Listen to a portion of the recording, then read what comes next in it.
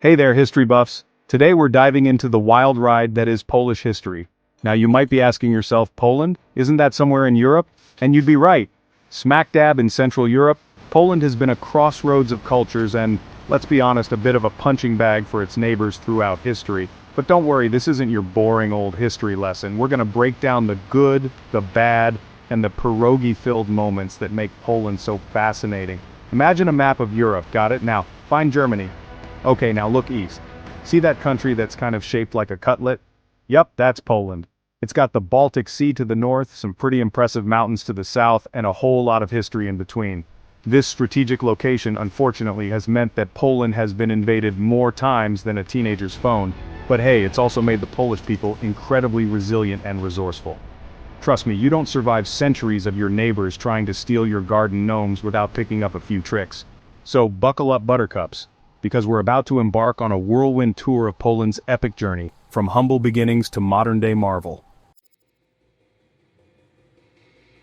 Let's rewind to the very beginning, shall we? Way back in the day, like really way back, Poland was populated by various Slavic tribes. These weren't your typical, let's wear furs and grunt at each other kind of tribes. They were actually pretty advanced, with their own customs, beliefs, and even some pretty sweet jewelry. Archaeologists back me up on this. One tribe in particular decided it was time to ditch the whole wandering around the forest lifestyle and settle down. These were the Polans, and they were all about that farming life. They set up shop in a region called Greater Poland, creative, right? And started building a kingdom that would eventually become, you guessed it, Poland.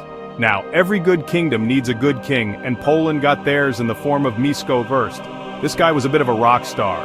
He united the Polish tribes, kicked off the Piast dynasty, Poland's first royal family, and made the smart decision to adopt Christianity in 966 AD. This move was huge for Poland. It brought them into the cultural club of Western Europe and saved them from being conquered by the Holy Roman Empire, for now at least. Plus, it gave them some pretty sweet cathedrals down the line. Win-win, am I right? Fast forward a few centuries and Poland's doing pretty well for itself. They've got a kingdom, a culture, and a whole lot of pierogis, but things are about to get even more interesting. Remember those neighbors we talked about? Well, one of them, the Grand Duchy of Lithuania, was also doing pretty well for itself. They had a vast empire to the east, but they were constantly under threat from those pesky Teutonic Knights. More on them later. So, what did Poland and Lithuania do? They decided to team up. In 1385, the two nations signed a pact that was basically the medieval equivalent of a power couple forming. This union, known as the Polish-Lithuanian Commonwealth, was a force to be reckoned with. It was the largest country in Europe at the time, stretching from the Baltic Sea all the way to the Black Sea. Talk about ambition. The Commonwealth was a pretty progressive place for its time.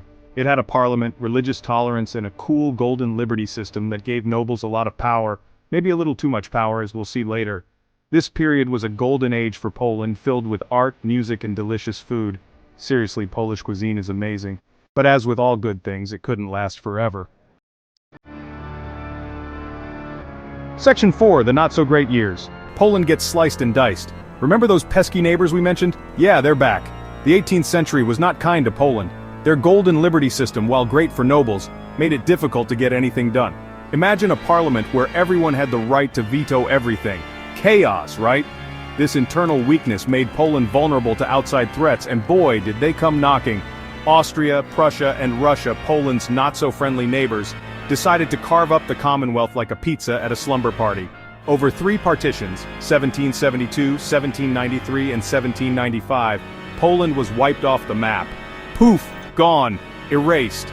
It was a dark time for the Polish people, but their spirit remained unbroken. They clung to their language, culture, and of course, their pierogis, dreaming of the day they would be free again. The partitions may have erased Poland from the map, but they also ignited a fire in the hearts of the Polish people, a fire that longed for freedom, independence, and maybe some revenge. Section 5, World Wars and Communism, Poland's rough century. The 20th century didn't start much better for Poland. World War I offered a glimmer of hope for independence, and in 1918, after more than a century of being wiped off the map, Poland was back. They even got their own snazzy new country back, but their troubles were far from over. In 1939, World War II kicked off with Germany invading Poland from the west and Russia, never one to miss a party, invading from the east. Talk about bad timing. Poland became a battleground, caught in the crossfire of two totalitarian regimes. Despite their bravery and the efforts of the Polish resistance, including the incredible underground army in the Warsaw Ghetto, Poland suffered immensely during the war.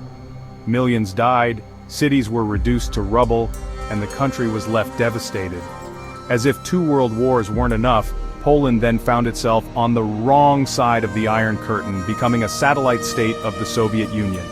Communism, with all its joys, settled in like an unwelcome houseguest who refuses to leave.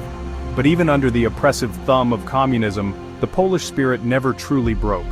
From the Solidarity movement in the 1980s, led by a charismatic electrician named Lech Walesa, to the defiance of the Catholic Church, Poles resisted Soviet rule with a tenacity that would make a honey badger proud. Section 6. Poland rises again. Democracy and disco? The late 20th century was a time of massive upheaval in Eastern Europe, and Poland was at the forefront of the revolution. In 1989, the Berlin Wall fell, the Soviet Union was on its last legs, and Poland held its first free elections in decades. Lech Walesa, the electrician-turned-freedom fighter, became the first president of a newly democratic Poland. The country traded in its communist shackles for freedom, democracy, and a whole lot of disco music. Hey, it was the 90s. Since then, Poland has undergone a remarkable transformation. They joined NATO in 1999, bringing some much-needed security after years of living next door to Russia, and the European Union in 2004, boosting their economy and giving Poles the freedom to travel, work, and eat pierogies all over Europe.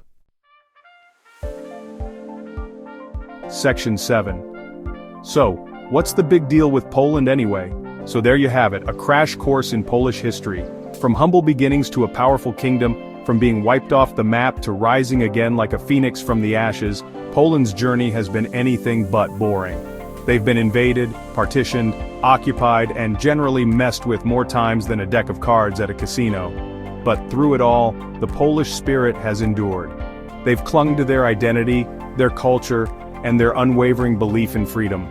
Poland's story is a testament to the human spirit's ability to overcome adversity. It's a reminder that even in the darkest of times, hope and resilience can prevail. So next time you hear the word Poland, remember that it's not just a country on a map, it's a symbol of perseverance, strength, and the enduring power of the human spirit. Oh, and don't forget the pierogies.